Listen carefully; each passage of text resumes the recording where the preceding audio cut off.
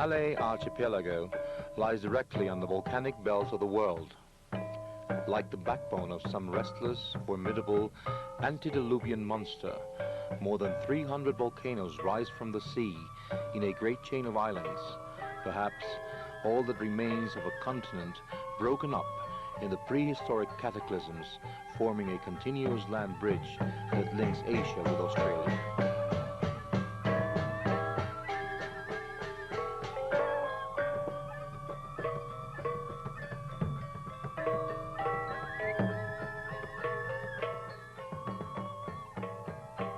One of the smallest, but perhaps the most extraordinary, is the island of Bali, a cluster of high volcanoes deeply furrowed by ravines, washed out by rising rivers full of rapids and waterfalls. It drops steadily to the sea without forming lowlands, just 8 degrees south of the equator. Bali has over 2,000 square miles of extravagantly fertile lands, most of which are beautifully cultivated.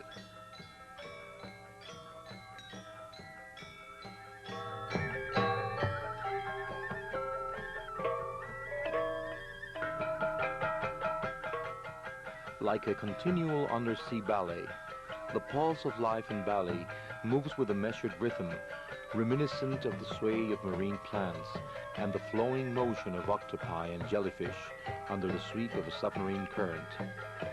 There is a similar correlation of the elegant and decorative people with the clear-cut, extravagant vegetation, of their simple and sensitive temperament with a fertile land.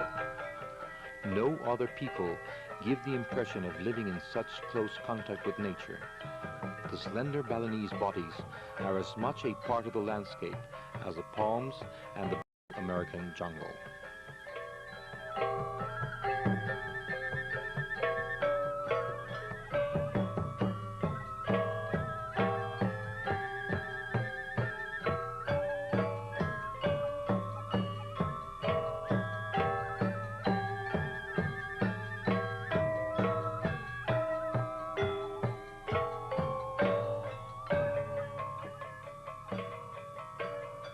Their reputation for beauty is well justified. The majority of the population are handsome, with splendid physique and with a dignified elegance of bearing in both men and women of all ages. From childhood, the women walk for miles, carrying heavy loads on their heads. This gives them a great coordination of movement, a poised walk, and bodily fitness. Old women retain their strength and do not become bent hags. We were astonished at times to discover that the slender, straight silhouette we had admired from a distance belonged to an old lady with gray hair, walking with ease under 40 or 50 pounds of fruit.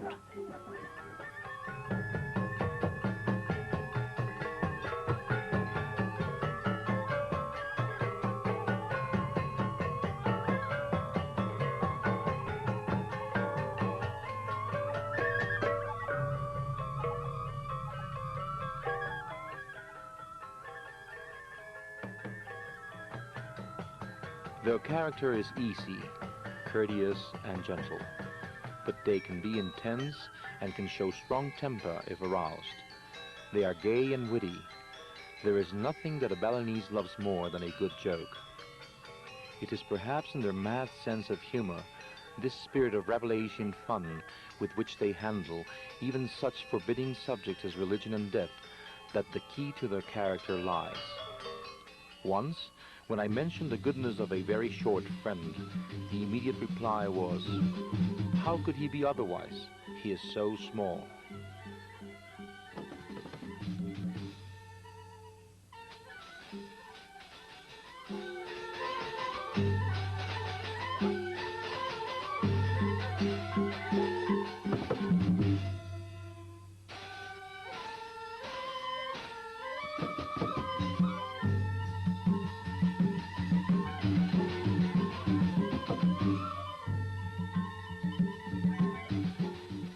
The pride of the Balinese has not permitted the development of one of the great professions of the East. There are no beggars in Bali, but this distinction is now being threatened by tourism. A gift must be reciprocated, and we were often embarrassed by the return presents of our poor neighbors. Children of the neighborhood that Rose had treated for infected wounds always came back with presents of fruit or rice, which they handed casually to our houseboy, never mentioning them to us, as if they had wanted to avoid making a demonstration of their generosity. Even children have a strong sense. Then Vishnu made war on Indra, the lord of the heavens, to induce him to teach men how to grow rice. Thus, as the principal source of life and as a gift from the gods, rice was born from the cosmic union of the divine male and female forces represented in earth and water.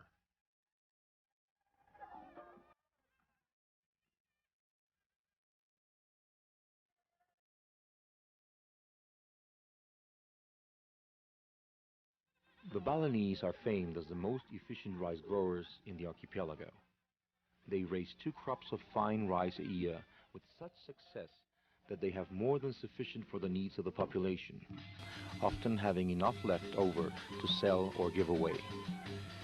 Even agricultural experts admit that the modern methods could not improve the already excellent results, due perhaps to the intense striving of the Balinese for improvement, their communal cooperative agricultural societies, and their system of seed selection.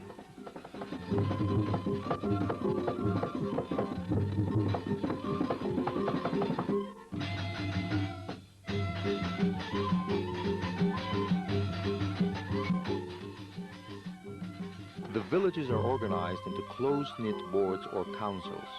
Every married man is a member of the council and is morally and physically obliged to cooperate for the welfare of the community. A man is eagerly assisted by the council as a matter of duty. Since the world of a Balinese is his community, he is anxious to prove his worth, for his own welfare is in direct relation to his social behavior and his communal standing.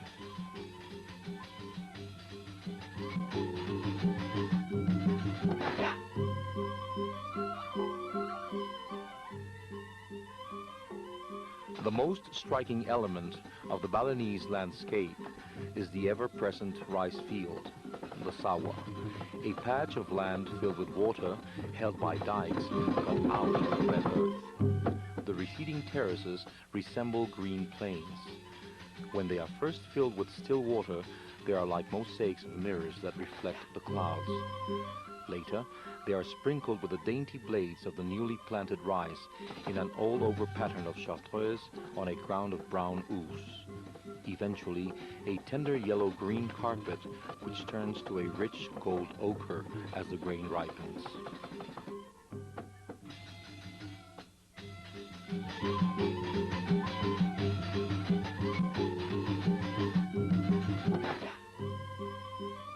Ducks are driven in flocks to the rice fields, where they are fed on all sorts of small water animals.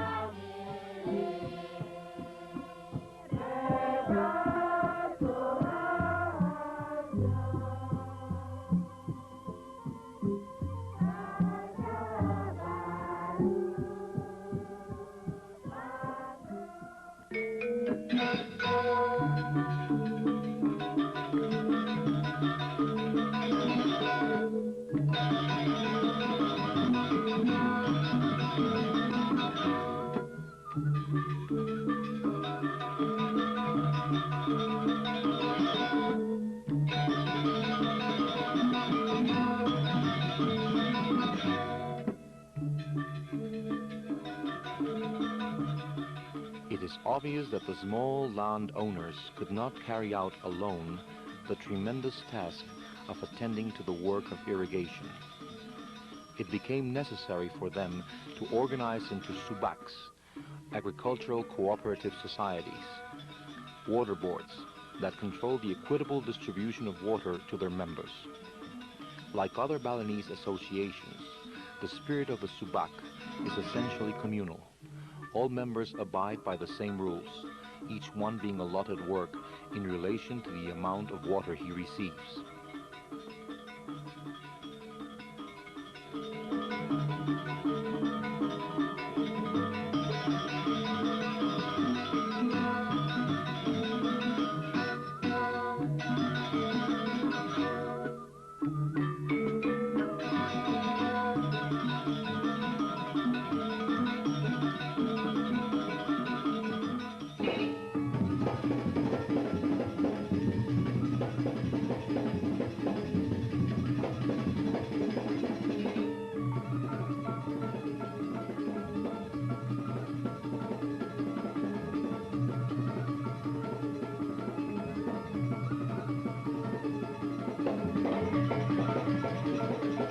At harvest time, every morning and every evening, one sees the people in the streets. Men going to work, nonchalantly beating rhythms on their agricultural implements, or returning from the fields overlaid with sheaves of rice heavy with rain. Poised women come and go with great loads of shiny black clay pots on their heads.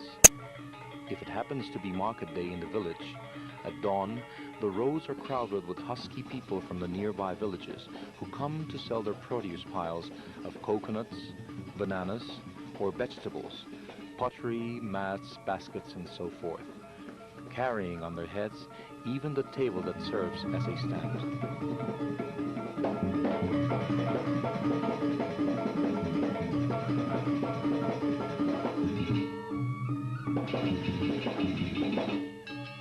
If there is a feast in the village temple, the people parade in yellow, green, and magenta silks with fantastic pyramids of fruit and flowers, offerings to the gods in a pageant that would have made Diaghilev turn green with envy.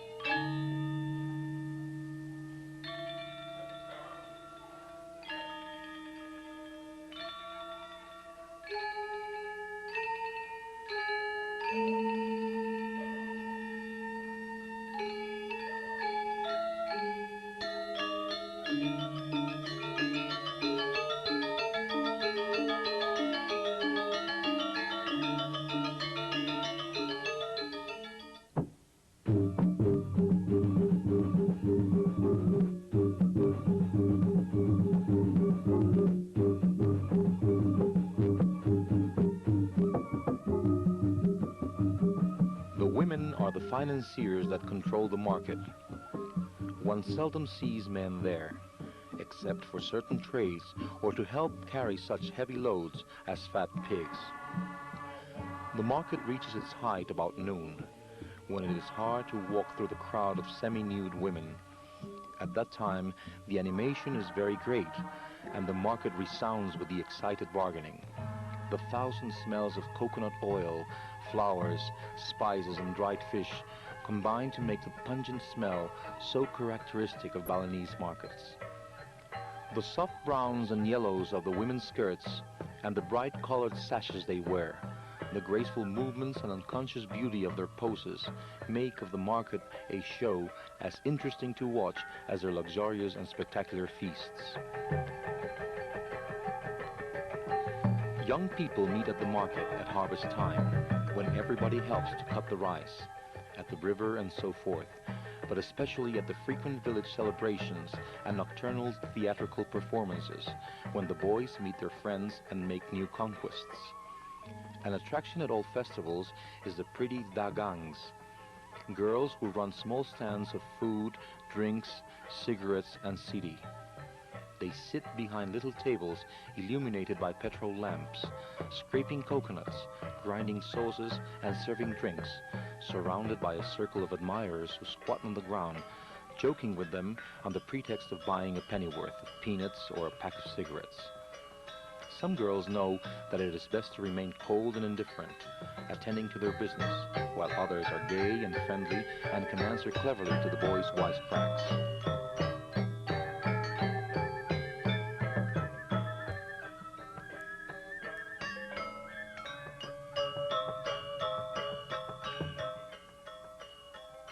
After the world, the mountains and the cardinal directions were created, and there were trees, fruits, and flowers. The gods made 4 human beings out of red earth, whom they provided with utensils to work and houses to live in. Batara Siwa, the Supreme Lord, next made 4 mature girls for wives of the 4 men.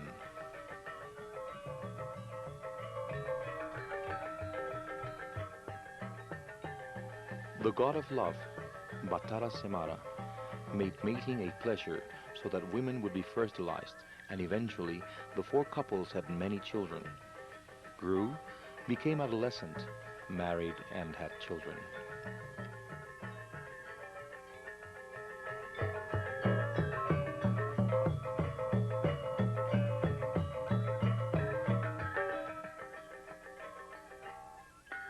Family ties are the most important factor of Balinese life, a continuous sequence that relates the individual to his community and to the total of the Balinese people in a relationship that represents community and nationality to them.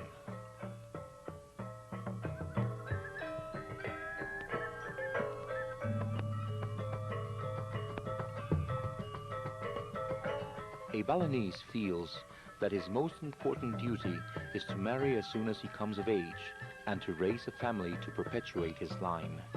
He centers all his hopes in having children, preferably male children, who will look after him in his old age, and most important of all, sons who will take the proper care of his remains after he is dead, performing the necessary rites to liberate his soul for reincarnation, so it will not become an aimless, wandering ghost.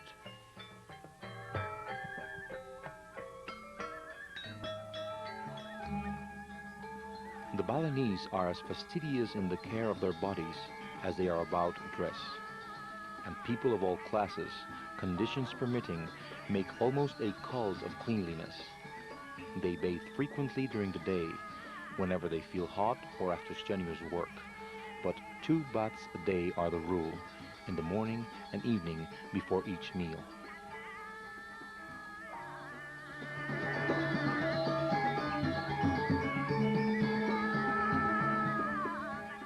The Balinese admire a smooth, clear skin, the color of gold, and pretty girls have a mortal dread of being sunburnt, so they do not like to go unnecessarily into the sun. The skin is kept in condition by rubbing and massaging while bathing. Afterwards, anointing the body with coconut oil and bore, a yellow paste that protects the skin from exposure to the rain. Bore is made of mashed leaves, flowers, aromatic roots, cloves, nutmeg, and turmeric, kunit, for coloring. Niepi. Once a year, an equinox, every community holds a general cleaning out of devils, driving them out of the village with magical curses and rioting by the entire population. This is followed by a day of absolute stillness, the suspension of all activity, from which the ceremony takes its name. Niepi marks the new year and the arrival of spring, the end of the troublesome rainy season. There is great excitement all over Bali at this time. There are melis, or processions, to take the gods to the sea for their symbolical bath. The celebration proper extends over a period of 2 days, the Metjaru, the great purification offering, and Niepi, the day of silence. On the first day, the government allows unrestricted gambling and cockfighting, an essential part of the ceremony, because the land is cured by spilling blood over impure air.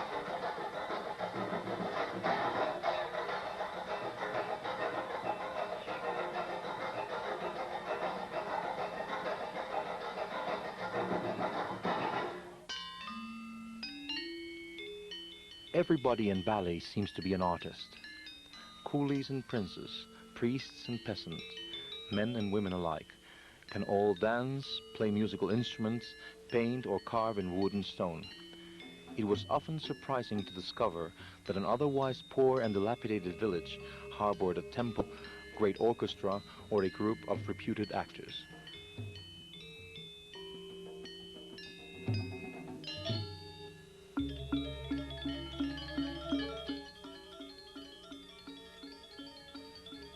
Women of all ages have always taken part in the ritual offering dances.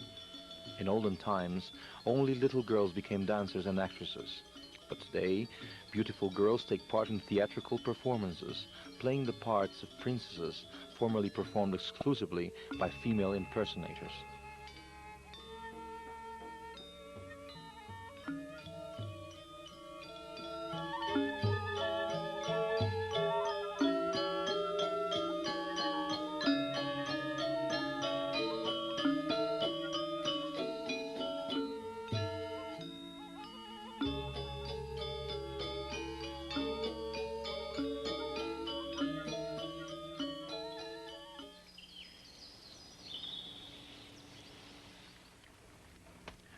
The food that Balinese gourmets eat at festivals is as elaborate as any in the world. The daily diet of cold white rice is helped, however, by a side dish of vegetables chopped together with a dozen or so spices, aromatic herbs, grated coconut, and the hottest chili peppers in the world.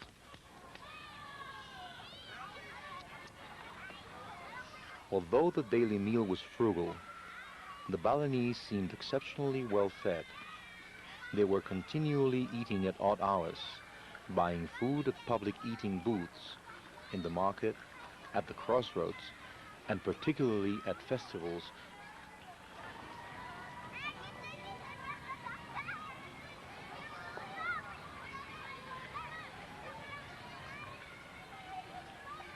Balinese food is so hot that it made even me, a Mexican raised on chili peppers, cry and break out in beads of perspiration.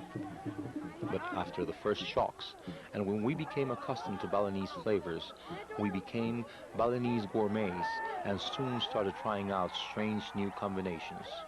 Silo Piang, our hostess, understood our appreciation of their delicacies and often brought Rose new dishes to taste.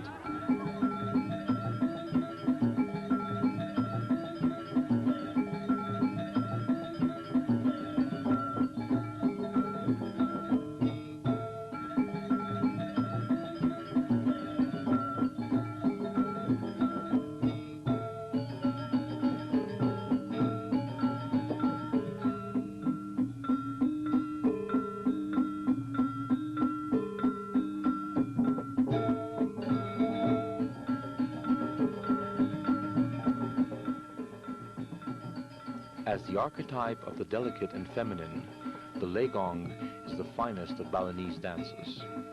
Connoisseurs discuss the comparative excellence of various legongs as intensely as we discuss our dancers. The legong is performed at feasts, generally in the late afternoon when the heat of the day has subsided. At the first rumor that there is going to be a legong in the central square, or if it is at a private feast in the middle of the street, the crowd begins to gather.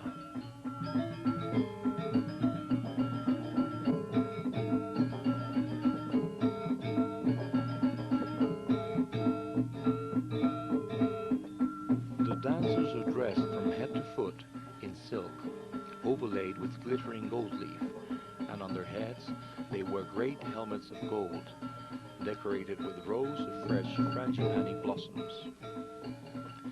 The orchestra plays a vigorous melody and the legong players dance with the open fans fluttering at such speed that their outline is lost like the wings of a hummingbird flying suspended in space. Each motion follows the last in perfect rhythmic sequence. Technical perfection transformed into beauty and style.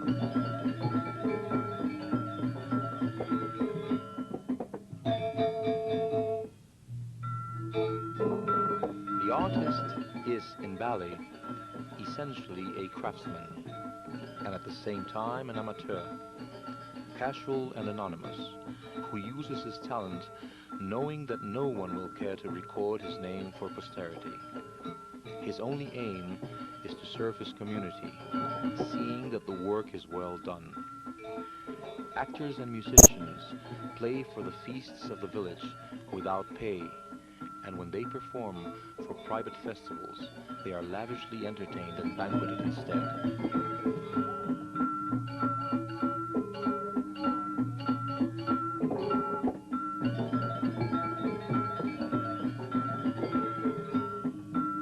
The effervescence of artistic activity and the highly developed aesthetic sense of the population can perhaps be explained by a natural urge to express themselves, combined with the important factor of leisure resulting from well-organized agricultural cooperativism. However, the most important element for the development of a popular culture, with primitive as well as refined characteristics, was perhaps the fact that the Balinese did not permit the centralization of the artistic knowledge into a special intellectual class.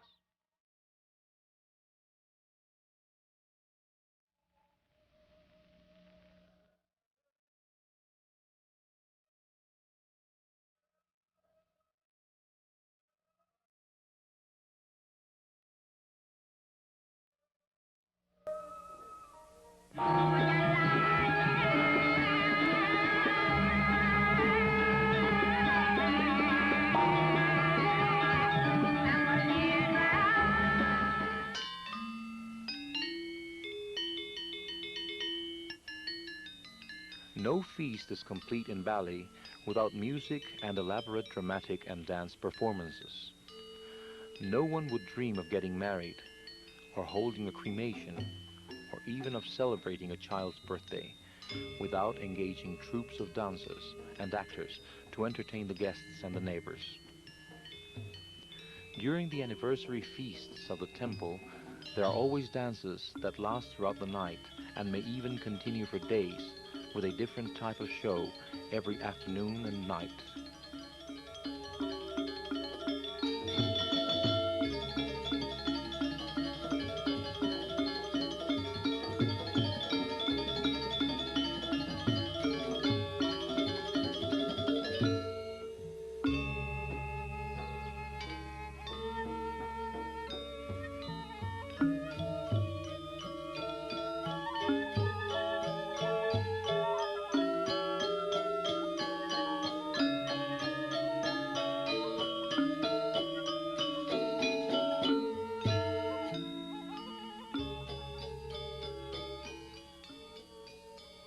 Although we had heard enthusiastic reports about the splendid music of Bali, its subtle beauty and vigor came to us as a revelation on our first night on the island.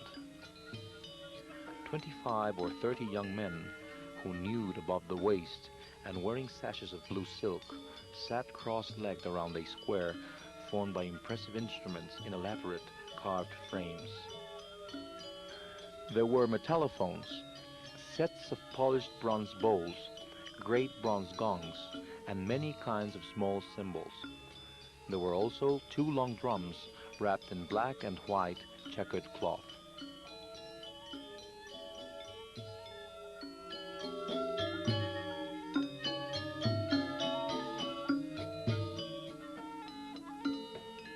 Playing sinuous melodies that broke at unexpected places into resonant accents or rolled into fast syncopation, building up the themes until they reached a furious climax that faded away into the original theme, but enriched by rhapsodical ornamentation on the high instruments against the measured basses and occasional reverberations of the deep gongs. It was an oriental ultra-modern Bach fugue, an astounding combination of bells, machinery, and thunder.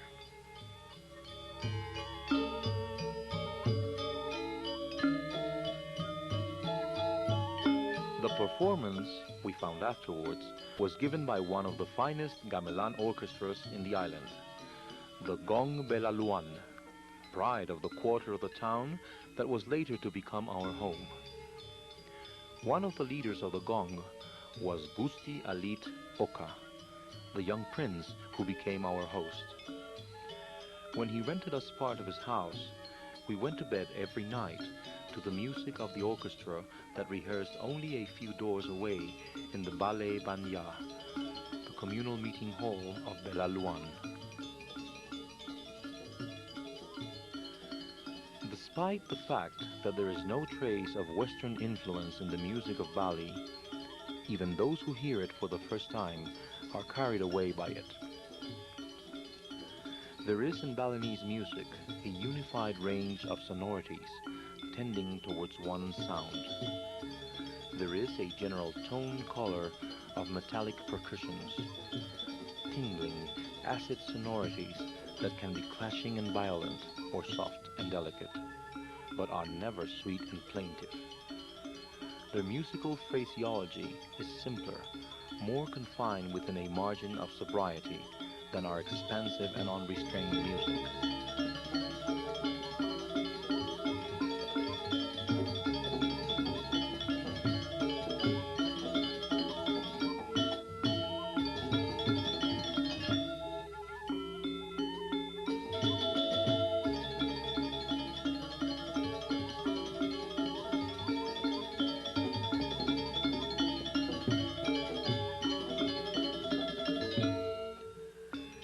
Next to having good orchestras, a fine group of dancers is an almost organic need for the spiritual and physical life of the community. Besides the passion they show for their music and dancing and the important part these play in the ritual, to have a skillful and famous group of dancers brings pride and social prestige to the village ward, the Banjar.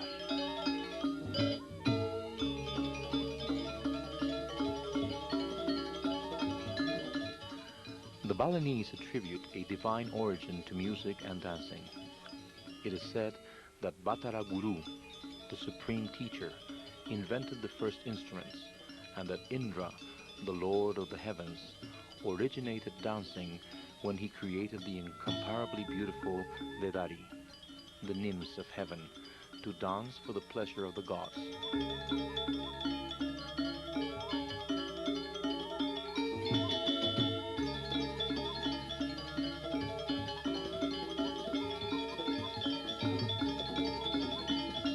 Plays an important part in the dancer's education. While the pupil learns the elemental sequence of the dance, the basic steps, and general movements of the arms, he exercises regularly to acquire suppleness of every muscle and control over each member until his body becomes practically double-jointed. The legs, however, are used with a minimum of importance in the dance, except for locomotion, and in certain sitting dances like the kebiya are not used at all. It is said that such movements are possible only because of the extreme youth of the dancers. It is true that a Legong dancer retires at 12 or 13, or perhaps continues in another type of dance, and that a fully grown girl is often considered too big to dance. But there are old women who are fine dancers, and a good Baris performer is usually a man past middle age.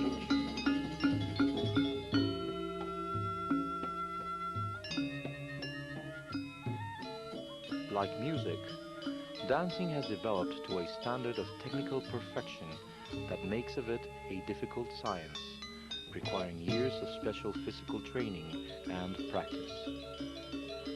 The excellence of a performer does not depend only on his skill, but also on his personality, emotional intensity, and the expressiveness of his feature.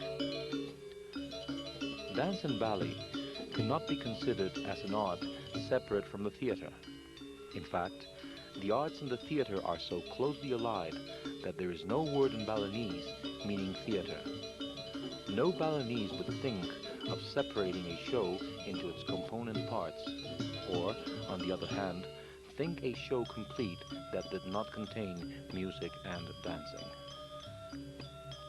They divide the theater rather according to the style of the story, which in turn dictates its music and the style of its technique.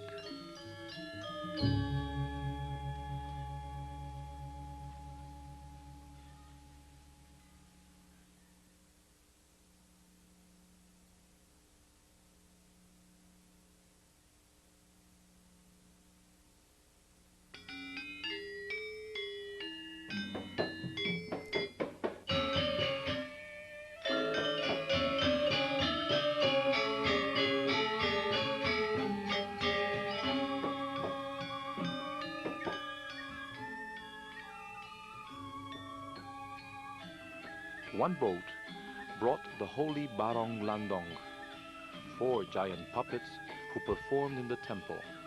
They were Gerolu, a ribald old woman with a protuberant forehead, enormously distended earlobes, and deep wrinkles outlined in gold all over her white mask. A lecherous black monster with prominent teeth called Yerogede. A young prince, Manri, and his beautiful princess, Jili Towong, richly dressed in green and gold, who wore great flower headdresses over the yellow masks.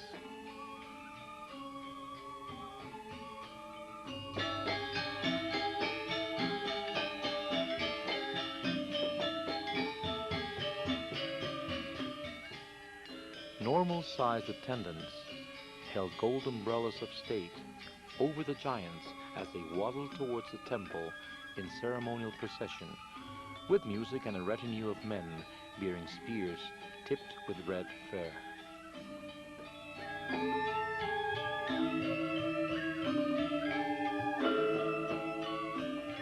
After dedicating an offering, the giants danced to the accompaniment of gongs, flutes, and drums.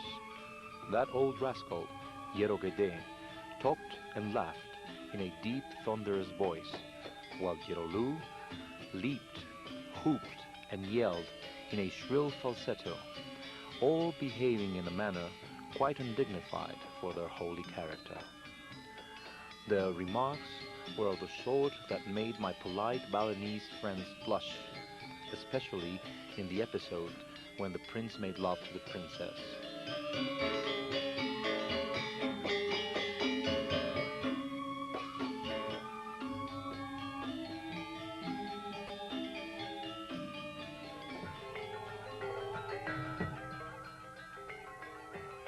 An indispensable part of the ritual feasts of the old villages is the Baris Gede, a stately war dance in which 10 or 12 middle-aged warriors with their heads covered with flowers and wearing magic scarves, carrying long spears tipped with peacock feathers, dance in double line, grimacing and striking heroic poses until the music becomes violent.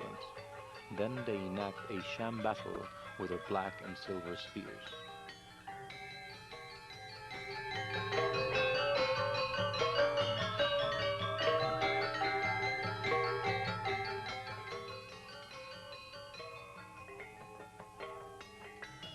No dance in the world can be more manly than the Baris. Just as the Legong is the representative feminine dance, so the Baris typifies the strong elegance of the male and is the source of material for all masculine dances. Remaining essentially a war dance, the style of the ritual Baris was later adapted to the performance of heroic plays in the Baris Pendet, in which individual dancers play the military heroes using dramatic dialogues to accompany their movement.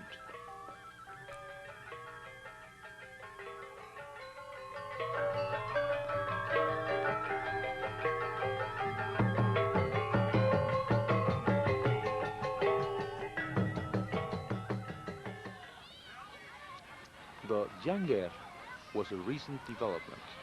It had started suddenly when about 1925 the first company of Malay operettas visited the island. The Balinese immediately created their own version of the pantomime, and the Janga spread like an epidemic. We feared that the Janga would kill other forms of Balinese dancing, but on our return 2 years later, we were surprised to find that there was no more Janga. All the famous groups had stopped.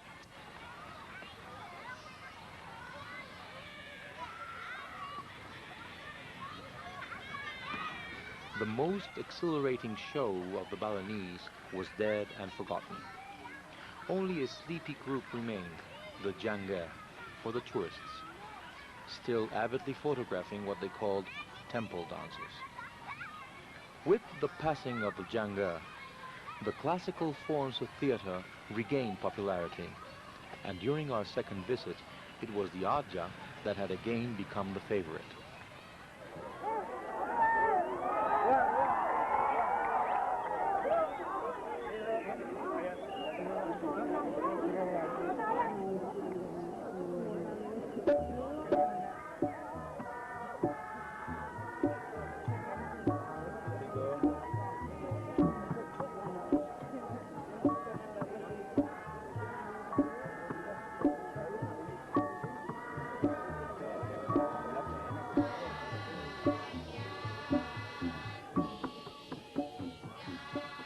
A performance by a good Aja ensemble is a social event in the village.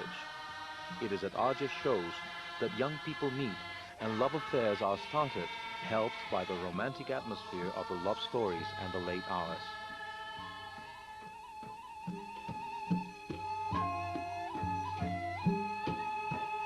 The Aja stories are romantic episodes of memorable love affairs of princes and princesses, generally full of fantastic situations and with a distinctive erotic flavor.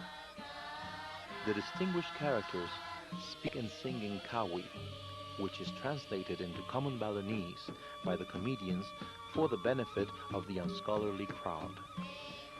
The comedy is incredibly funny and rough slapstick, sprinkled with all sorts of bawdy jokes.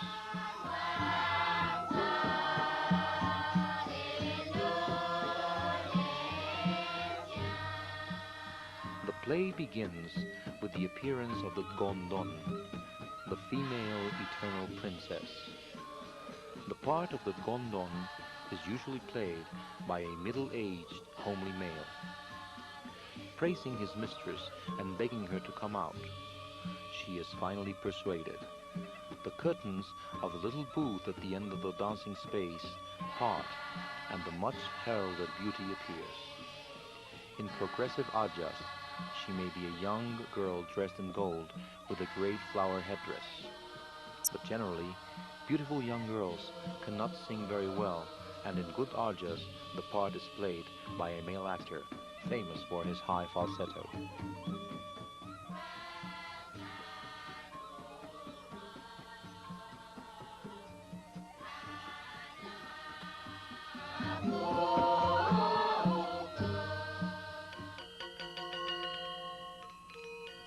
Under the hanging rotors of a great baringing, or banyan tree in the central square of the village, sat a dozen girls and a dozen boys in groups of 6, forming a square. The girls facing the girls, the boys opposite each other. A dance master, the Dags, sat in the center.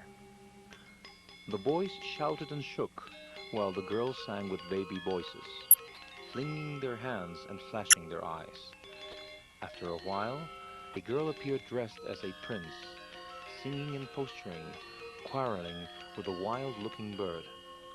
An actor with a frightful mask, wings, and a bright-colored tail. The show ended with the death of the bird, shot by an arrow of the princess.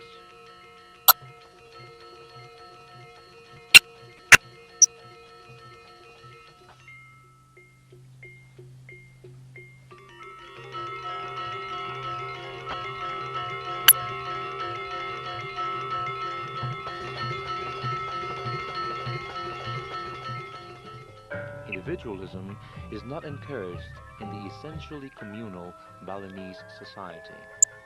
But, from time to time, the genius of an artist breaks through the conventional mold and emerges as a powerful personal influence.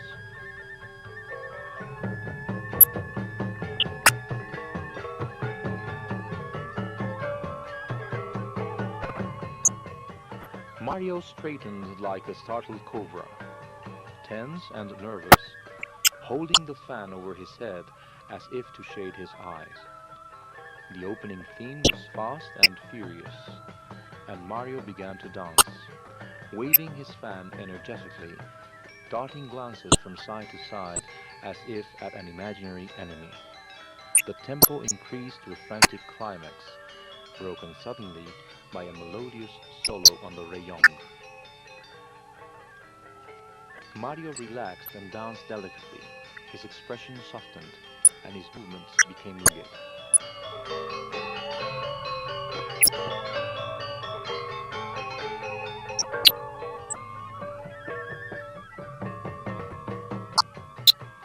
Throughout the dance, there were sharp contrasts, changing moods that followed the music, alternating strong motives with amorous, playful ones.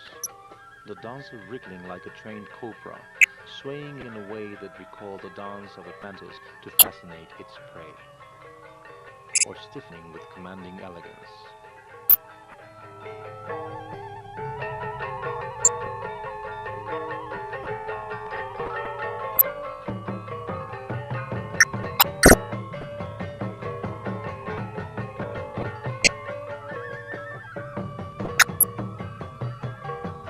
Mario, a young man of humble birth, startled South Bali with a new dance, which combined the rugged manliness of the heroic dances, bodies, with the delicacy of the legong. Its novelty consisted in the fact that the dancer never raised himself from the ground, moving only from the waist up, giving greater emphasis to the movements of the torso, arms, and hands, and focusing the attention on the dancer's facial expression.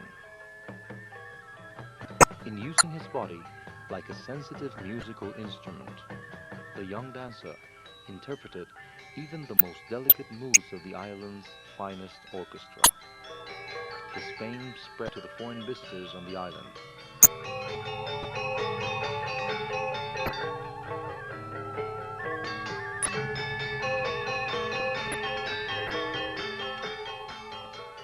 To dance the kebiyar, it is necessary to have what the Balinese call a good face, expressive and mobile, and to possess elegance, intensity, and personal magnetism.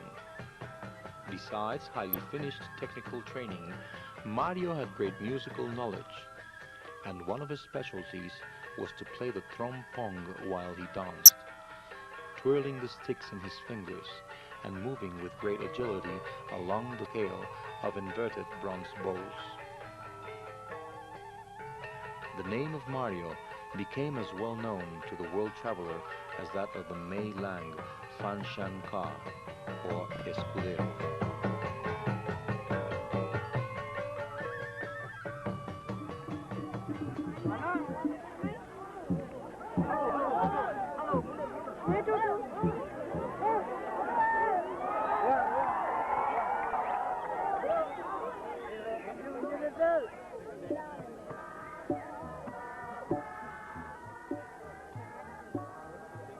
Travelers watching dance become bored after a short time and cannot understand why the great crowds sit listening with profound attention to the plays that do not end till dawn. But to the Balinese, the dance is more than stage movements. It is the medium of the classical poetry, the rival humor, and most important of all, it is the greatest factor in the spiritual education of the masses. In a performance given by an inspired storyteller, there prevails the curious mixture of mysticism and slapstick humor that the Balinese love so. Every object and every move of the dance has a symbolical significance aside from the purely entertainment aspect of the show.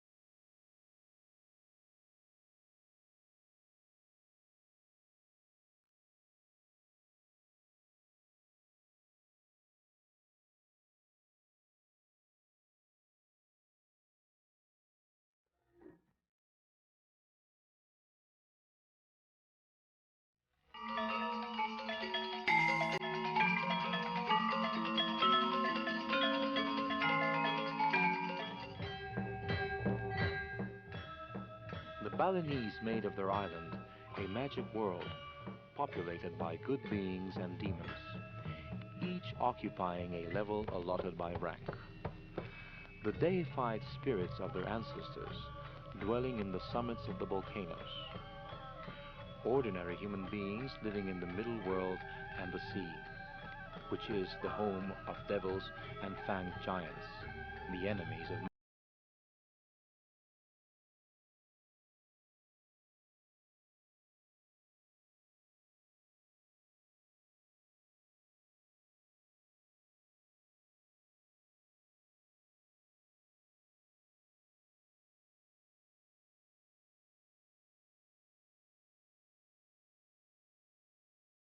practices are constantly in evidence, but their aspect and significance differ in Bali to such an extent from Orthodox Hinduism that we find the primitive beliefs of a people who never lost contact with the soil rising supreme over the religious philosophy and practices of their masters. Like the Catholicism of some American Indians, Hinduism was simply an addition to the native religion, more as a decoy to keep the master content, a strong but superficial veneer of decorative Hinduistic practices over the deeply rooted animism of the Balinese natives.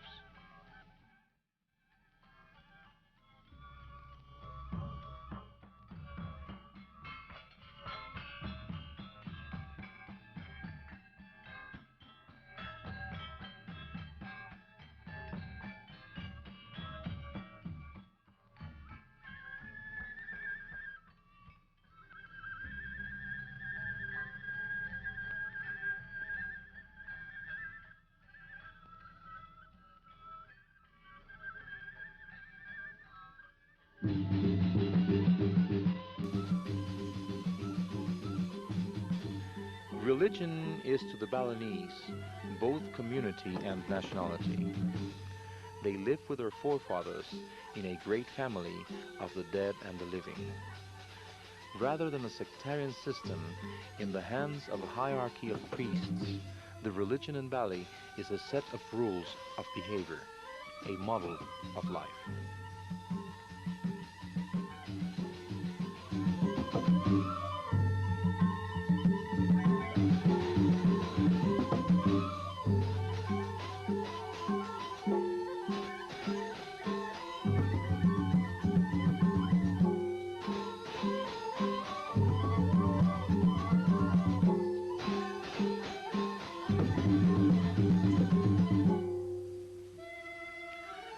Motivated by this background of religious beliefs, the Balinese found it necessary to establish a communal cooperation to provide for the magnificent festivals that are such an important part of their life.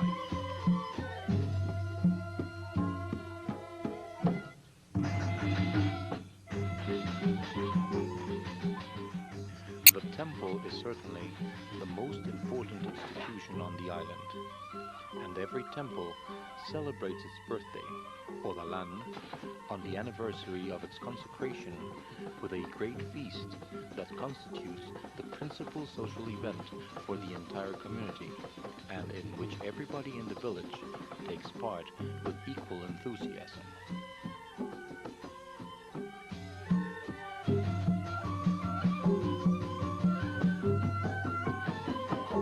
The men attend to the decorations of the temple, build the temporary bamboo altars, erect awnings for entertainers, adorn the shrines with flags, pennants, and penniors, cook the food for the feast, and dress up the statues of the demons that guard the entrance.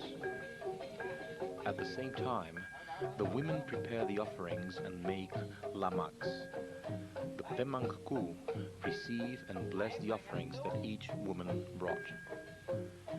Such is the general pattern along which a temple feast moves. But again, each community has its own way of doing things, and no two feasts are carried out exactly in the same manner.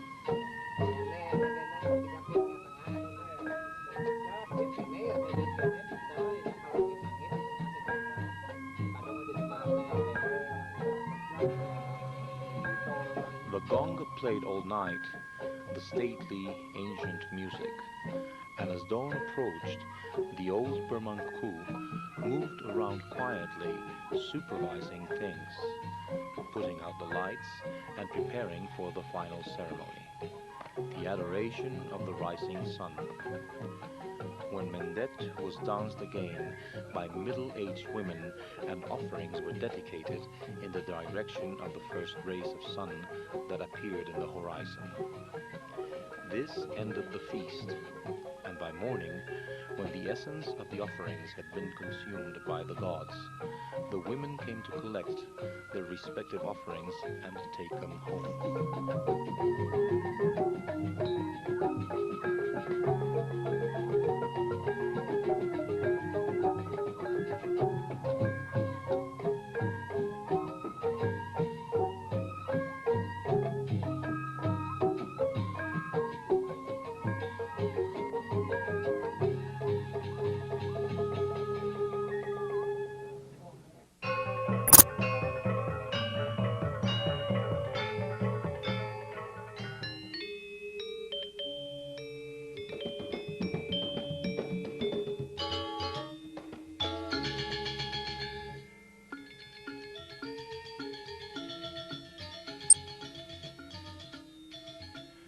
Every Balinese believes that his body accumulates a magic energy called Sakti that enables him to withstand the attacks of evil powers, human or supernatural, that seek constantly to undermine his magic health.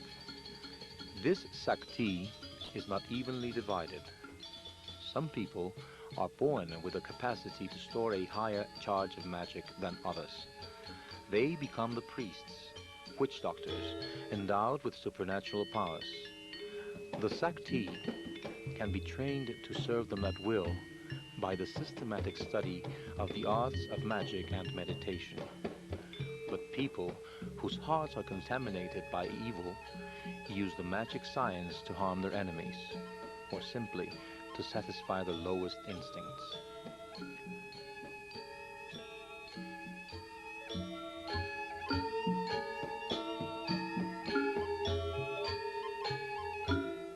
An explanation of the Balinese attitude in regard to personal magic can be found in a principle that constantly obsesses them: strong and weak, clean and unclean.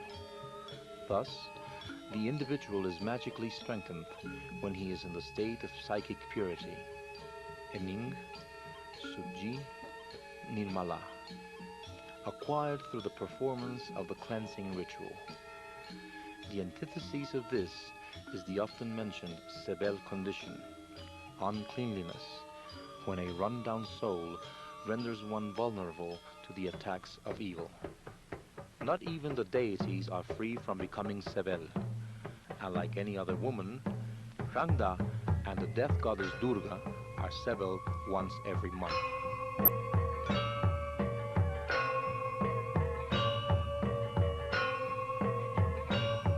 The normal way to bring out the dormant Sakti is to undergo Mawinten, the initiation ceremony of priests, magicians, dancers and actors, to give them the luck, beauty, cleverness, and personal charm that enable them to be successful.